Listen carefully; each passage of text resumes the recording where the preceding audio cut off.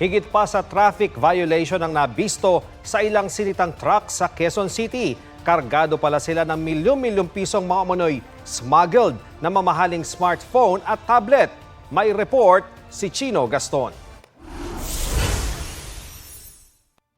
Paglabag sa batas trapiko ang dahilan kaya sinitan itong gabi ng Miyerkules ang 4 na cargo truck sa checkpoint ng Oplan Sita at kontra carnapping sa Bahay Toro, Quezon City. Pero duda ang mga tauhan ng PNP Highway Patrol Group sa kilos ng mga driver at mga hawak nilang cargo documents. Kaya pinabuksan ang mga van. Nung nasita na yon, they started questioning the drivers and yung pahinante, and they presented documents questionable. So because of that,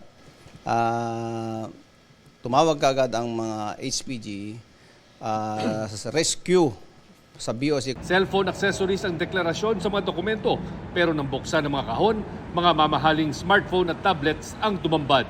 Naka-alerto noong gabing iyon ang mga pulis dahil sa tip sa kanilang may magpupuslit ng kontrabando mula Central Luzon.